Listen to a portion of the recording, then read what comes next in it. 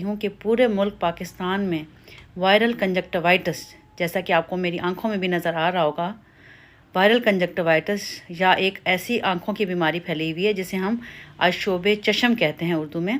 इसके अलामात ये हैं कि आंखें सुर्ख हो जाती हैं, इनमें ख़ारिश होती है और इनमें दर्द होता है, चुभने वाला दर्द। और ये एक जैसे कहते हैं छूत की बीमारी है। तो आपके इर्द गिर्द बहुत सारे लोग इसमें अफेक्टेड आपको अगर नज़र आएंगे, तो आपने करना क्या है कि इससे बचने के लिए ऐसे लोगों से हाथ नहीं मिलाना और उनको छूना नहीं है।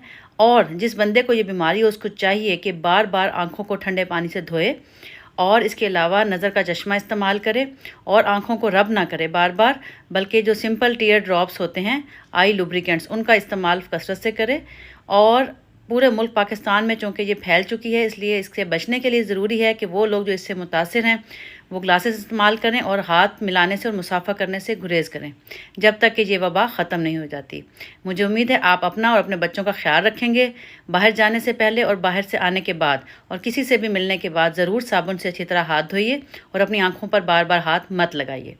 Thank you so much. इस मैसेज को सबको आम करें ताकि सब लोगों को अवेयरनेस हो और लोग इस बीमारी से बच सकें। अल्लाह हाफिज़।